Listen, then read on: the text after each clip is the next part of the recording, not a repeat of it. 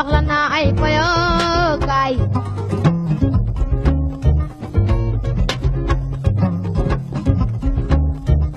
yaay booy dama bugg a jàngi l'école. xam nañ ni maire bi mi ngi def ay effort yu bari li may wax te duma manqué di ko wax ci jàngalekat yi mooy que ni li ñu leen maire bi di leen defal ñoom war nañu delloo maire bi njukkal ni ñuy delloo la maire bi njukkal mooy wan ni mérité nañu loolu de par leur action de tous les jours def de sorte que fu ñu toog lépp lu ñuy xalaat moo war di xalaat naka la ñuy jëmale résultats yi kanam. asalaamaaleykum mbokk yi ñuy seetaan dal leen ak jàmm ci seen émission fenêtre sur l'éducation muy émission boo xam ne dañ ko jagleel wàllu njàngam fii ci Bargny tey nag mu doon suñu premier numéro ñu am mbégte di accueillir ñaari gan muy monsieur Gana Matar Samb nekk vice-président commission éducation ak formation ci mairie bu Bargny ak monsieur Sangaré bi nga xam ne moom moo jiite collectif bi ñuy woowee CODEC muy collectif des directeurs d'école ci wàllu élémentaire. di leen nuyu président Gana Matar. maa ngi lay fay di rafetlu vraiment émission bi di wax ne émission bu am njëriñ la di profiter de l'occasion di nuyu également yu ñuy seetaan yëpp di véritablement di ñaan yàlla émission bi lépp lu ñu fi wax rek mu nekk njëriñ ci toute la population de Bargny. merci monsieur Gana Matar ñuy nuyu monsieur Sangaré di leen fàttali moom mooy président CODEC. merci donc Alain man tam maa ngi lay delloo nuyoo di nuyu sama naataango Gana Matar et puis di rafetlu aussi jotaay bi comme ni ko sama naataango Gana waxee léegi di ñaan yàlla aussi lépp loo xam ne ñu ngi ko fi wax na doon njëriñu jàngkat yi ak njëriñu jàng ci biir Bargny merci. waaw mu ngi noonu kon dañuy la tourner ci monsieur Samb ak Gana Matar poser ko première question mu wax ñu rek yow commission bi nga xam ne moom nga jiite au niveau de la mairie lan moo nekk seen liggéey foofu. donc jërëjëf monsieur Alain donc balaa ma lay tontu lu may ma rek moo présenter encore une fois la commission éducation. di wax ne commission bi ñi ñoo ko tënk il y a le président Ibrahima Diagne qui est absent pour des raisons professionnelles. man maay vice-président bi maa nekk di coordonné man maay Gana Matar Samb ensuite am na Adja Ndeye Binta Ciss am na Aziz Ndiaye am na Abibatou également commission bi ñi ko am na ñoom tonton Ismaïla Gueye ñoom tonton Moussa Gueye ñoom am na jàngalkat bi ñoom Gala Dia ñoom El Hadj Malick wante commission bi dafa am ñaari mamel yu ñu tudde ñaari mamel yoo xam ne ñoom ils sont incontournables loolu mooy le CODEC donc may nuyuwaale sama naataango monsieur le président Sangaré ak l'UCG mooy union des comités de gestion des écoles bu Cheikh moo xam ne Cheikh Absa jiite donc on travaille en étroite collaboration avec ñooñu donc loolu mooy woon vraiment bëggoon naa leeral loolu avant may ñëw si sa question donc commission bi mu tudd mooy la commission éducation et formation de la commune de Bargny donc lépp loo xam ne jëm na si wàllu école yi loolu commission bi moom moo koy saytu école yi rek yaatu na di ko dalee préscolaire dañu wax mu jaar élémentaire mu jaar CM yi mu jaar lycée yi mu jaar formation professionnelle mu jaar aussi franco-arabe yi aussi daara yi donc lépp loo xam ne wàllu njàngale ak formation commission boobu da si saytu da si dox da si def ay jéego. merci monsieur Samb dañuy profiter def benn mot ci monsieur Sangaré di leen fàttali moom mooy directeur moo di mooy président CODEC collectif des directeurs d'école au niveau de l'élémentaire monsieur Sangaré est-ce que mën nañu wax CODEC boobu mooy lan ak lan moo ko tax a jóg ak lan moo sabab ngeen teg benn mbootaay bi ñu mel. merci donc comme ni ko waxee sànq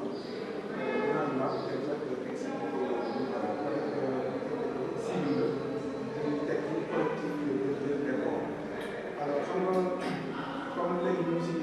dëkk boo xam ne dañu màgg école bi gën a màgg bon question aussi di gën a yaatu léegi ñu dem ba xam ne inspection bi mënul gérer école yu bëri ba pare ñu xam ci tout le temps finalement c'est ñu daggee si conception scolaire UEF en district bu ci nekk dañ ko gën a expliqué inspecteur bi moom aussi sa district dañ gis ne day am école yu bari des fois mu am 40 écoles mu am 50 écoles mu am 20 écoles alors amoon moom luy sën donc du mën a gérer loolu finalement nag moom mën a dox ndax école élémentaire yi dañu tànn kenn ko xam bu mu jiital mu nekk su ko defee moom ak kooku ñu doxal wàllu jàngale su ko defee waa inspection bi lépp loo xam ne këyit bi bu wóor ko bataaxal boo war a ñëw wala ñuy ko directeur yëpp ñu ñëwoon ko te bari ñoo doon dañu ñëw woo wala ko rek jox ko moom yegg si information boobu ci école aussi dem inspection aussi si moom la décentralisé ñu si jël information yóbbu loolu ñu def inspection donc maanaam la taxal liggéey nga xam ne ñu bëggoon loolu tax ñu créé école su ko defee loolu aussi nag côté bu ci nekk aussi comme dañ leen tàggat ba pare dina nekk yéen aussi am ngeen autonomie nga xam ne bu ngeen tawal seen biir kuréel ngeen waxtaan ba xam nag ngeen ñëwalee jàngale sa biir gox maanaam formation si maître formation si élève ainsi de suite donc lii moo taxawal ñii waa section xalaat aussi créé loo xam ne moom merci monsieur Sangaré. xam nañ ni vous êtes une nouvelle équipe depuis l'avènement si seen conseil municipal xam ni ki di jiite mooy le maire Abdou Seck ñàkkul am na foo leen fekkoon chantier ba école bari yi ak foo leen xam ne moom ngeen ko yóbbu ci tënk boo leen doon wax rek bu yéen ñëwee ba léegi lan ngeen def comme liggéey. jërëjëf Alain donc comme ni nga ko waxee rek xam nga ñun suñu ñu ngi ñëw depuis 2014 léegi ba ñëwee 2014 vraiment au niveau du conseil municipal ñu toog noonu ne nañu xool lan suñu feuille de route lan moo war a nekk suñu priorité au niveau de ce conseil municipal à l'unanimité sous l'égide du maire Kaya Ahmed Seck ak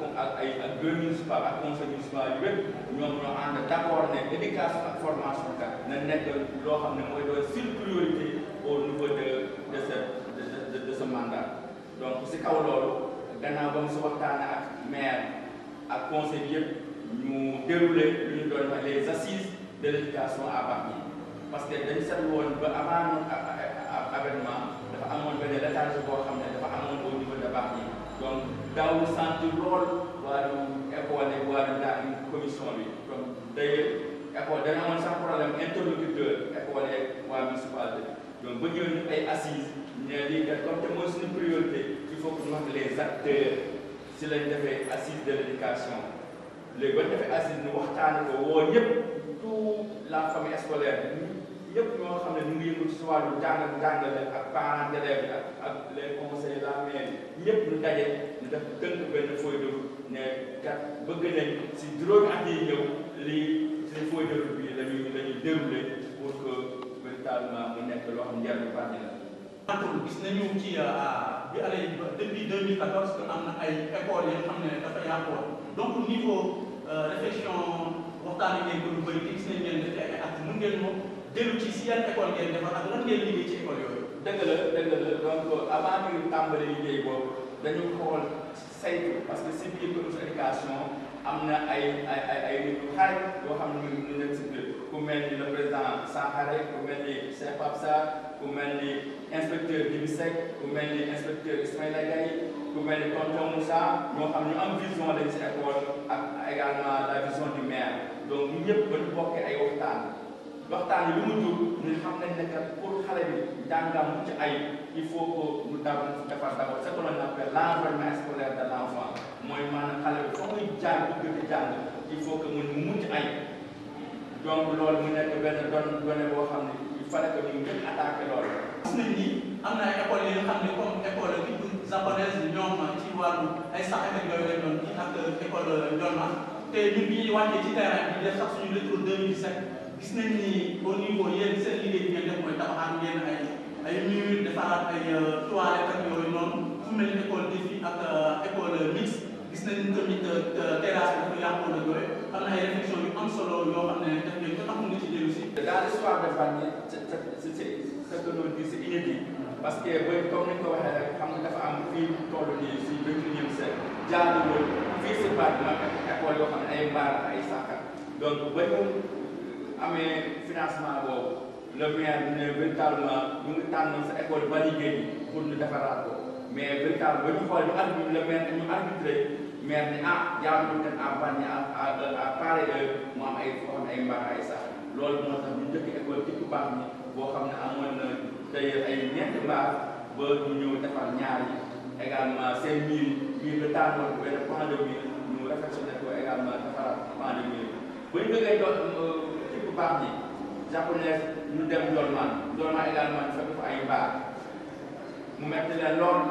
léegi ba ñëwee également ñu fexe ba mbaar moom def ko classe yemuñu si loolu mais miiru cimetière ñoom véritablement ñoom sax dañoo ragaloon si école boobu parce que dañoo woon miir boobu dafa am ay jaan ay ñu génn si booru armée léegi bu ñu ñëwee ñu defaraat miir boobu léegi ba ñu paree si miir également le directeur ñu defaraat ko bureau ba mucc ayib ba ñu jógee si école yooyu également loolu mooy construction yi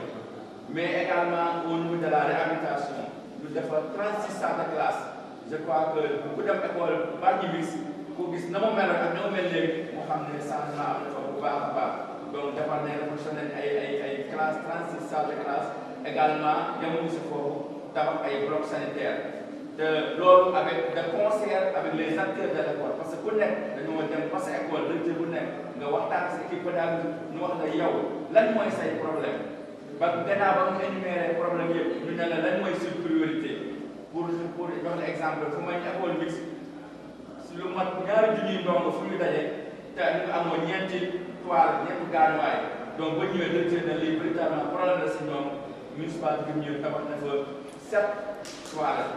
donc benn bloc boo xam ne ni def na 7 toilettes donc véritablement mu nekk loo xam ne lu am solo la si wàllu njàng xale yi parce que xam ne ay xale yu góor xale yu jigéen suñu tas suma xale yu jigéen ñi daañu am kersa lool pour bokk ak góor ñi ay bloc mais léegi ça parle ko bu baax ñu teg jóge foofu dem également école des filles tabaxal également ay bloc sanitaire yemuñu foofu dem école Mbodj 2 tabaxal leen ay bloc sanitaire également école mairie ñu def fa ay réflexion ñu demaat képp bu baax ñi képp comment dire la daaru bi xam ne monsieur le président mooy directeur ba d'ailleurs moom suñ son initiative amoon sa ay message ñu commencé woon ay toilettes am mais bi municipalité bi ñëwee ñu ñëw yeggal ko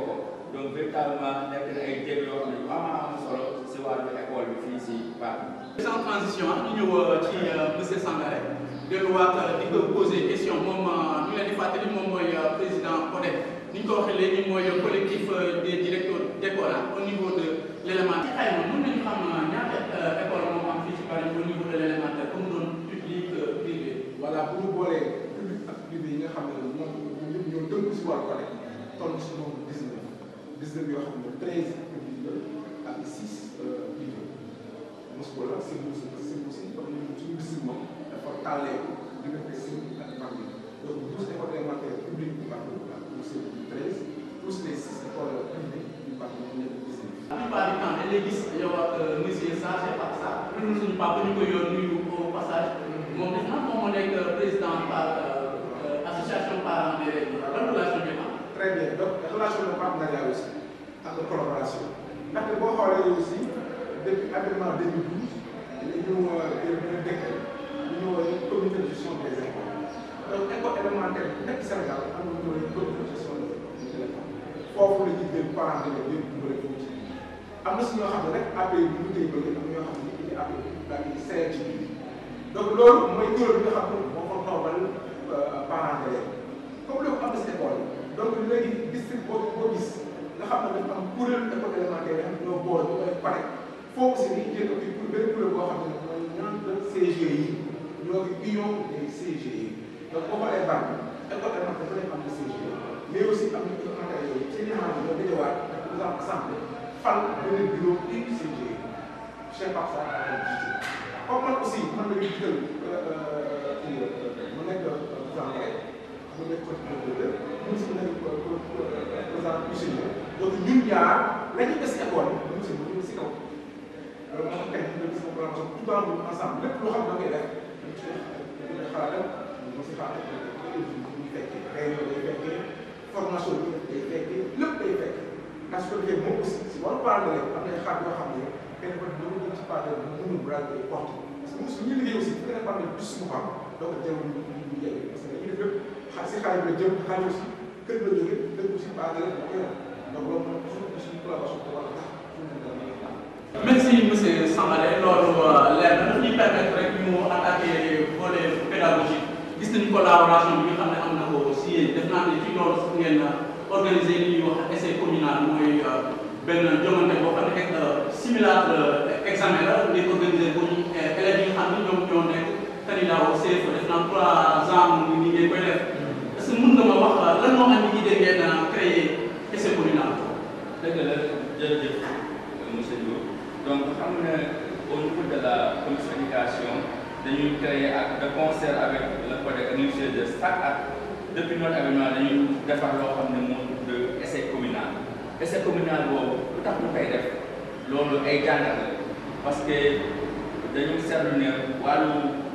entre ñuy xayma xale yi dafa évoluer léegi xam nga bu njëkk ba bu fàttali ko dañ daa bind met dañ daa ñëw bind tableau met ne xale yi jël lool seen fooy defar mais léegi dematul noonu xale yi dañ leen administré li ñu administré ba ni xale yi def certificat comme ni ñu administré xale yi def bac donc dañuy bind si lu wax ay copie donc te véritablement école yu bëri yoo xam ne amuñu yooyu jumtukaay amuñu yooyu moyen te ñëpp ñu xam ne suñuy doom lañ doom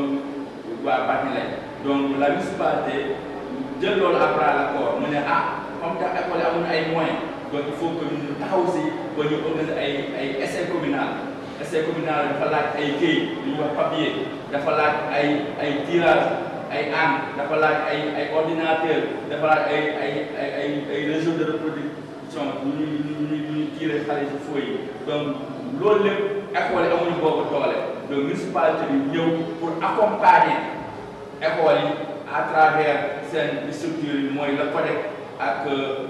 ak l'UCG pour que véritablement ñu mën a def essai yooyu pour que xale yi nekk dans les conditions de l'examen te nga may ma sax ma leeral si kii boobu toujours donc pour essai yooyu bu ñu koy defar non seulement le matériel de reproduction bu ko municipalité bi joxe ba pare dañuy jël le président Sankaré donc day def xale yi dans les conditions de l'examen mooy maanaam day jël jàngalkat yi waa Minam yóbbu leen Castor xam nga xale yi duñu miinam duñu leen miin ak yooyu jël jàngalkat yi waa Ndolmaan yóbbu leen par exemple école défi donc noonu lay changé jàngalkat yi ba xale yi duñu dépaysé wu le jour de l'examen te loolu gis nañ am na lu am solo la parce que non seulement xale bi dina tàmm di defar si ay feuilles yi ñu koy jour examen mais également dina tàmm di gis ñoo koo xam ne du doon maître mu ñëw di ko ñu ay épreuve donc tamit depuis boobu ba léegi ñu si gis ay njariñ yu mag a mag si wàllu école bi. donc c'est bien clair mais monsieur Sangaré essai communal boobu bi ngeen organisé ba léegi je pense que ça a eu un impact sur le résultat des élèves. état mu njëkk def bi muy changé programme bees bi def ay benn essai boo xam ne essai national la woon bi mu tàmmee def ko nag benn ñaar ñetteel ba ñu jël ko suñu compte. chaque année ñu koy faral def loolu pour lan la wax na ko sànq pour tàggat xale bi préparer ko pour essai bi ñu aussi ñu gis ne dañ ko jëkk a def mu jëlee suñuy résultat de 32% yóbbu ko ba 62%. alors ñu gis ne donc y a un très grand bond d'autant plus que fa mu ko fi mu ko yóbboo dafa fekkoon Guana jeex parce que bu ñu daan day ñu la jóge bi digg naa dañu bu xale bi aussi ñu doon ko jooytu di ko jooytu parce que loolu aussi du système bu baax jël xale bi yóbbu noonu rek te fekk amuñu niveau. finalement ñu état bi daal di comprendre aussi revenir à l'orthodoxie c'est-à-dire indi examen foo xam ne xale bu am niveau na nga jàll bu amul niveau na nga redoubler defaat ba nga am niveau nga soo ko jàllee ñu sot na année bi nga xam ne la Guana jeex année boobu lu ñu def bon jógee si ay presque 32% dem 62% donc ñu gis ne donc comme am na njariñ donc dañu continuer di ko defaat sa déwén si bu fekk encore mooy daaw ñu dem ba si ay presque 52% donc boo xoolee ba léegi ñu ngi dépassé la barre de la moyenne si loo xam ne amatul Guana c'est un peu sérieux donc ñu gis donc loolu am njëriñ la su ma delluwaat ginnaaw tuuti xool ne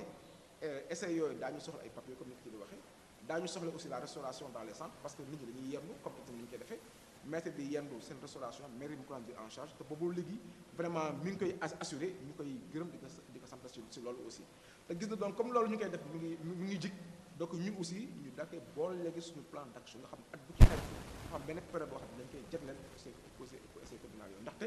ñu ngi gis ne mi ngi booster suñuy résultat te nit looy def mu lay jig boo ko dolli la war la ko wàññi voilà. waaw si sama waxtaan ak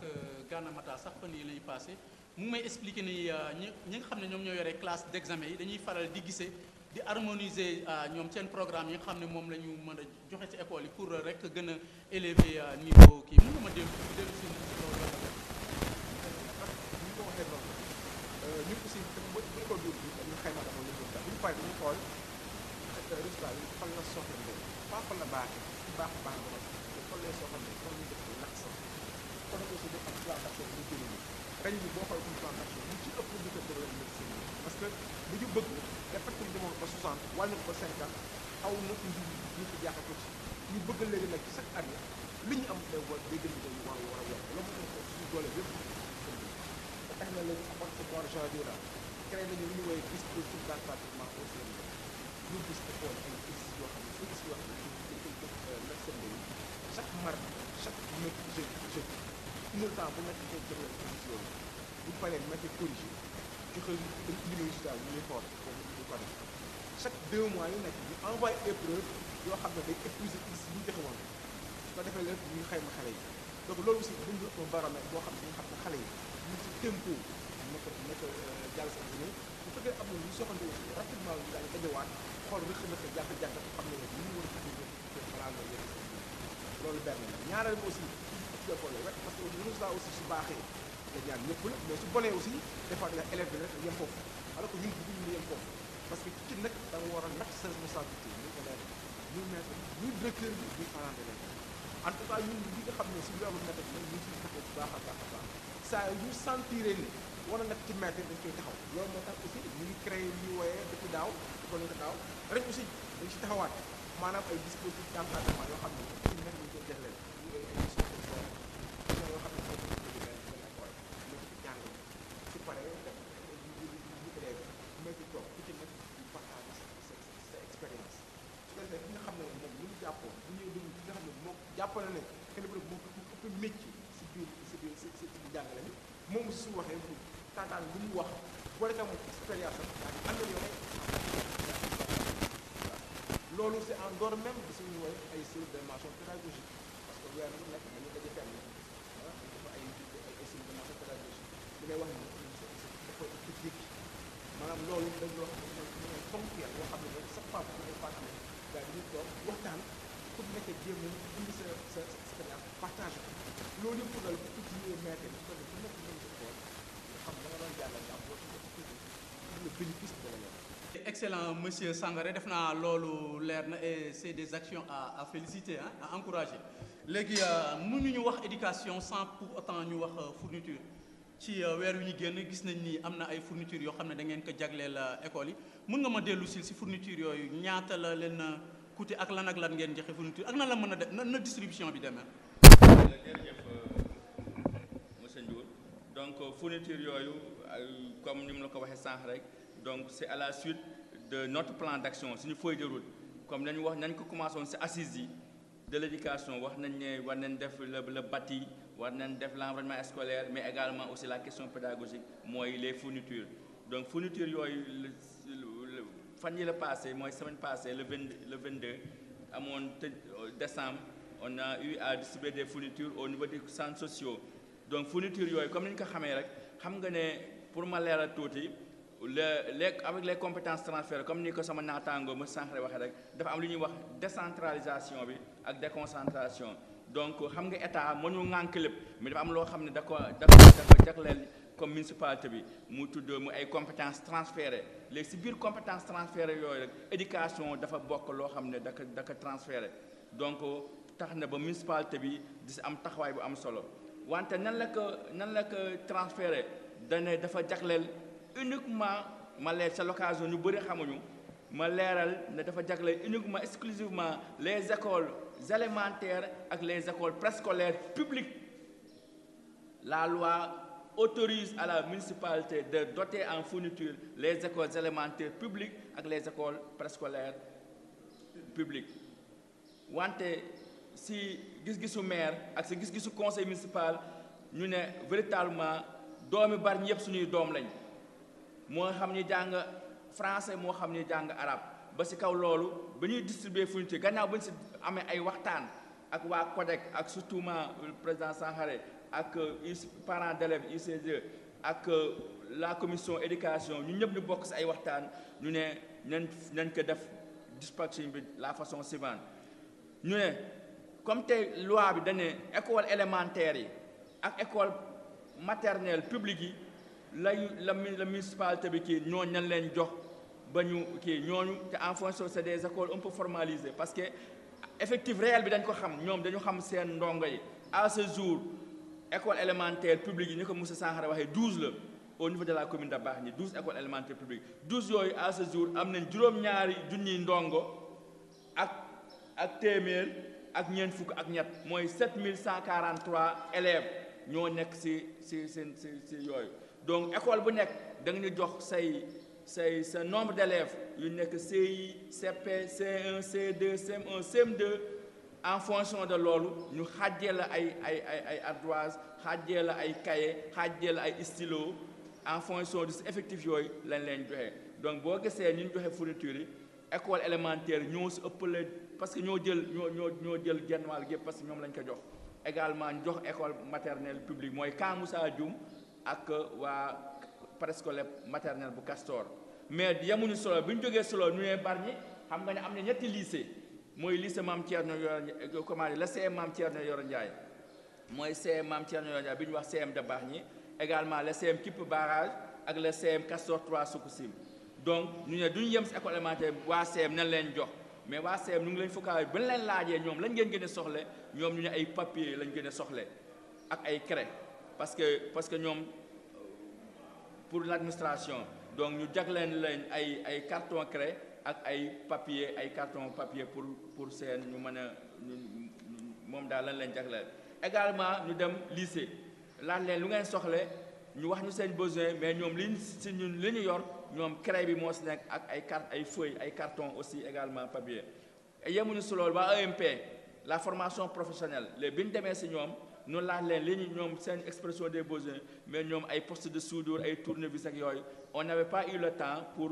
véritablement jënd loolu mais également soxla leen ay craie ak ay feuilles ñu jox leen ay craie ay feuilles ba beneen yoon ñu jéem tenir compte si seen besoins yi ñu yemuñu si loolu ñu dem également au niveau des écoles privées les écoles privées ni que monsieur Sankhara waxee am na 6 écoles privées mooy Excellence G2000 Kër Manatou BMD La Réussite GSK donc ñooñu ñu ñëw également jox leen ay craie ak ay papier n'est-ce pas également yemuñu si loolu xam ne tamit même au niveau de la maternelle am na ay écoles privées yoo xam ne lu mel ni waa Leket gi mooy union locale école bi nekk demin ba waa Daaru Salaam école maternelle Babacar Ndiaye yooyu ñu accompagner leen également jox leen yoo xam ne xale yi dinañ ko soxla ay jumtukaay ba ñu jógee si loolu ñu ne déedéet kon waa arabe bi ñu ne nañ gestu franco arabe yi ñu ngi xayma woon parce que fukki franco arabe la ñu xayma woon mais finalement on s'est retrouvé avec 17 parce que am ñoo xam ne ils se sont signalés au dernier moment léegi ñoom li ñu leen woon jox ñu xaajee leen ko ku nekk au moins ñu am ay craie ñu jox leen ay quelques cahiers aussi ay stylos donc pour ñu jàppale leen ko yemuñu si loolu également xam nga ne si biir fourniture yi lépp képp koo xam ne ndongo nga moo xam loo mën a jàng ñu ne loo def ñu jagleel la dara ñu téye également daara yi bañ demee si daara yi sëriñ daara yi ñoom ñu ne de wàllu cat gi dafa doon nekk na loo xam ne da leen yittal moo tax détergent bi ñu yoroon eau de javel bi ak kotol bi ñooñu sëriñu daara yi lañ ko jagleel pour également c'est pour l'occasion pour vous dire que à Bargny nous avons recensé 39 daara donc ñoom lañ leen jagleel wàllu boobu yemuñu solo étudiants yi également ñoom dañu am ay kuréel boo xam ne dañuy comme am na les étudiants scientifiques ñoo xam ne dañuy jàppale ndongo yi war a def examen ñuy def 3e ak ñuy def également bac ñooñu également ñu ne comme ñoom dañuy soxla ay feuilles di tirer ñu jox leen également ay feuilles jox leen également ay craie pour ñu mën a encadrer seen jeune frère bi donc fourniture grosso modo donc nii lañ ko xaajale pour que maire dañu woon nañ fexey bépp ndongo boo xam ne mu ngi yeewoo Bargny mu gis ci boppam donte sax loi bi fële rek la wax préscolaire ak élémentaire parce que CM yi ak lycée conseil départemental moo lañ war a gérer ak waa EMP mais maire ci gis-gisam mu ne loolu ay texte la mais il y a ce que dans les textes il y a ce que l'on appelle l'esprit et la lettre loolu ay texte la wante ñun suñu politique nañ fexey ba bépp doomu Bargny boo xam ne am ndongo nga gis sa bopp ci municipalité bi ndax ñun nekkaluñu fi lu dul askan wi nekkaluñu fi lu dul population yi il faut que ñu satisfaire leen il faut que ñu kontaan ci ñun sur tous les plans donc loolu moo waral ñu yaatal distribution fourniture boobu te yaakaar naa véritablement on a reçu beaucoup de lettres de remerciements véritablement nekk na loo xam ne loo am solo la. ñaata la doon si xaalis bu ñu ko doon xayma. boobu les fournitures parce que 12 millions la ñu distribué si wàllu fournitures yi 12 millions si li ko dala ay livres yi ñu jënd ay cahiers ay bic ay matériel géométrie donc lépp boo ko xayma 12 millions lay toll. monsieur Sangaré dégg nga li monsieur Samb wax 12 millions en fourniture ñu distribué ko pour l'éducation à Bargny yow en tant que président ou directeur d'école yi nan nga gisee loolu. bari na trop te vraiment je salue ça donc loolu mooy wane ne l'étendue de l'engagement de l'équipe municipale fa dëgg yàlla parce que 12 millions def ci fourniture jël ay école wax dëgg yàlla il faut être très ambitieux pour pouvoir le réaliser te loolu aussi ma ci teg ne mbégte la si ñun ndaxte même su fekkee ne sax compétence transfert bi ñu la gën a viser mais yaatare bi aussi ñu ngi ci ànd ba pare daal ci am mbégte mu tax parce que boo xoolee ñun xale yi ñuy yore élémentaire ñoom ñooy passé di dem ci CM ak lycée yi donc bu ñu gëstu lycée yi dafa nekk suñu ancien élève ba léegi la ñu gëstu boo xoolee aussi dans le privé aussi même chose élèves yoo xam ne dañoo dem am ay difficultés démarche privée aussi pratiquement boo xoolee suñu ancien élève la ñu dem donc dafa mel ni comme ba léegi ñun élèves yi ñu yor woon doon des ñoom xam-xam ñoom la mais di continuer di jàppale à un autre niveau donc loolu duñu mu mën ñu lu dul di ko saluer ñaareel bi mooy fourniture yooyu aussi il faut que ñu xamal nit ñi ne aussi am na lu bëree bëri lu ñu def ci école bi ci élèves bi ndaxte bu ma jëlee bu daaw ak bu daaw jéeg nga xam ne fourniture yi dafa ñëwoon tout juste avant tout juste après les ouvertures danaa gis ne ouverture bi daan tombé Korité passé Tabaski passé Tamxarit taxaw borom kër yi xaw a jaaxle donc nga gis ne donc ñu ba indi fourniture yi da daan soulager lu bëri les parents d'élèves benn ñaare bi daana permettre aussi jàngkat yi nga xam ne bu ñu commencé rek contexte ubbi tey jàng tey dañu ko doon def valablement nga xam ne da ngay ñëw rek immédiatement ubbi fourniture yaa nga taxaw nga distribuer xale yi njàng mu commencé révision yi tàmbali élèves sem day commencé dugg valablement seen jàng donc loolu lu ñu saluer la woon te et puis boo xoolee dafa coïncider encore ak période bi nga xam ne suñu résultat dafa am un bon donc loolu yëpp ñu daa koy boole si même panier bi donc loolu aussi vraiment ñu koy saluer di ko. merci monsieur Sangaré monsieur Sangaré dafa wax léegi difficulté yi nga xam ne am na yenn ay élèves yoo xam ne ci yéen lañ jógee dem école privée moo tax ñu continuer fourniture yi ngeen leen doon jagleel waa ñu nekk ci public bi ngeen yóbbu ko ci privé bi mais tamit gis nañ ni am na ay bourses yoo xam ne da ngeen ko jagleel yenn ci ay élèves yoo xam ne dañu jóge ci public bi dem ci privé bi mën nga ma expliquer façon bourse yooyu nan la demee. effectivement la municipalité cette année joxe na ay bourses ay doomu waa Bargny donc bourses yi am na ñoo xam ne waa collège lañ am na également le niveau supérieur mooy ñi am seen bac ba pare donc c'est par la suite gannaaw ba le conseil municipal ba ñu dajee ñu waxtaan véritablement comme te seen priorité mooy éducation te ñu gis ne at yi kat am na ay doomi Bargny yoo xam ne ci système bi ils sont laissés en rade soit dañuy dem CM ñu redoubler wala jàngatuñu wala lycée également jàngatuñu donc ak tamit ñi am bac kenn orienté wu leen mu nekk ay jafe-jafe yoo xam ne njaboot gi jaaxle woon nañ lool. donc gannaaw bañ ko waxee waa commission bañ ci waxtaanee commission éducation ñu sol suñu dàll def ci ay jéego yi njëkk mooy lan dem nañ ci CM yi principal bu nekk ci CM yi ñu gis la. mooy principal Diagne bi soog a retraité que je salue au passage bu CM Bargny ñu nekk Diagne am na xale yoo xam ne kat véritablement dañ leen daax te seen waajur jaaxle neen moom mu jël sa lam ca mën a jël ñu demaat également CM Kipp Bargny bu monsieur Bodian jiite woon ñu nekk vraiment comme te xale yu bëri dañ leen ren naruñoo jàng véritablement moom te mu def si ay jéego jël si lii mu wàññi jël si yiñ si war a jël également le lycée même chose que le proviseur que je salue au passage am na xale yoo bëri yoo xam ne da leen jëlaat donc véritablement c'est l'occasion que je lance aux parents ñu gën a xool xale yi ñu gën a góorgóorlu si njàng mi donc ba ñu seetloo lool ñu xam ne am na xale yoo xam ne naruñoo toog naruñoo jàng ñu ne lii de jaaduwul parce que il faut que commune bi jàppale xale yi ñu jàng ndax xale place am du mbedd ma place am mooy ca école ba ndaxte école ba la ñuy formé la ñuy tabaxee doomu aadama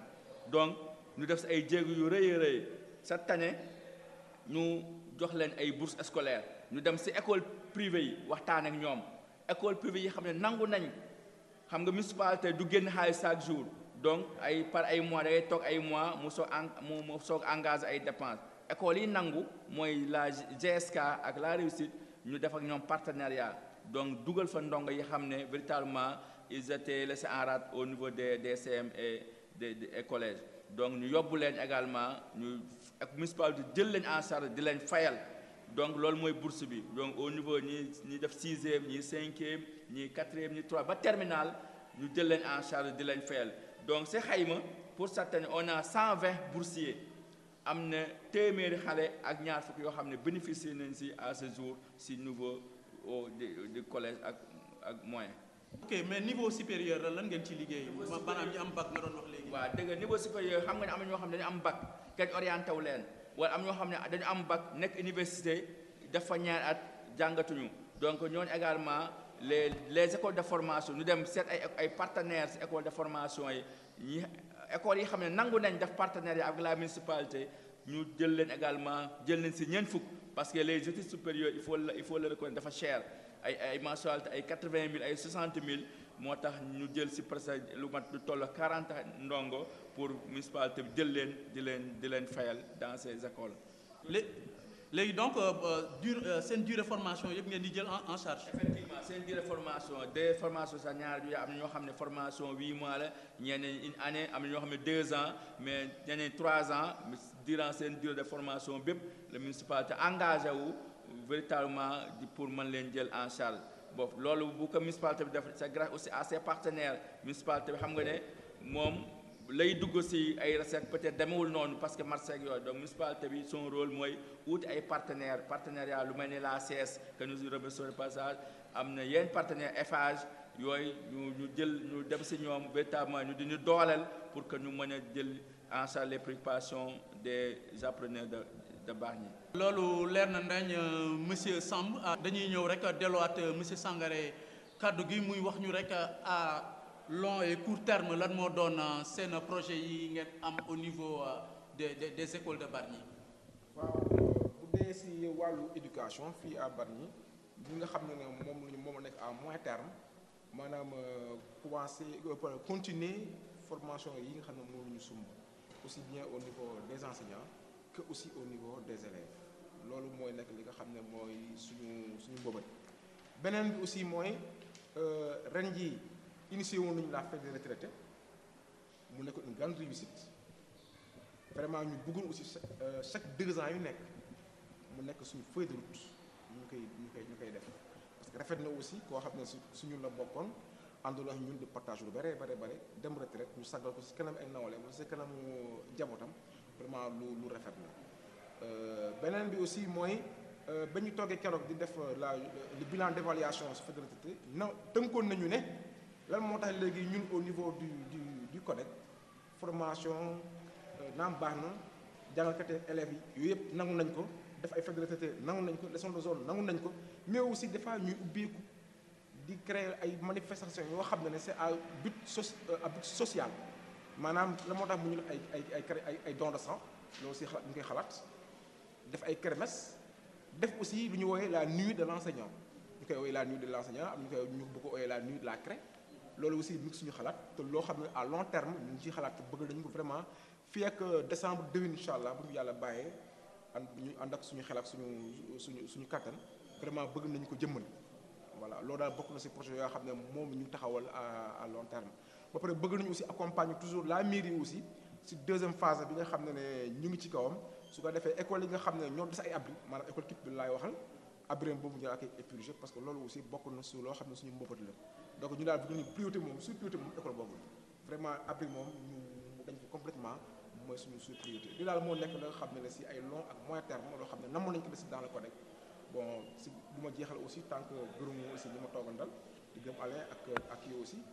di aussi gërëm ñi nga xam ne ñooy directeurs yi nga xam ne ñoo ma tànn teg ma seen kanam te ëpp ma leen dara aussi ñoom aussi le fait que rek ñu manqué seen kàddu teg ma seen kanam rek jar na aussi lépp loo xam ne mën naa ko benn fu mu toll rek naa ko def ñaar ba ñett rien que pour mën a décevoir seen choix di gërëm ñi nga xam ne ñoo may seetaan di ñaan yàlla aussi vraiment jàmm wàcc ci Bargny xale Bargny aussi vraiment nekk ay jàngkat nga xam ne projet yu bëri mu ngi wër xale yi aussi war nañu jàng am benn matuwaay moom si bokk bu paree xëcc yooyu mu def ay capital boo xam ne day bokk si développement wu dëkk bi mos wasalaam loolu la amoon loo xam ne moom laa bëgg a tëjee émission bi. merci monsieur Sangaré kaddu gi rafet na damay tourner ci monsieur Samb laaj ko rek lan moo doon kaddu mujjanteel gi les mots de la fin. jërëjëf les mots de la fin di fàttali rek suñu ambition suñu perspective yi à l'avenir. Donc d'ici le mois de juin-juillet bëgg nañ organiser lu ñu tudd fête de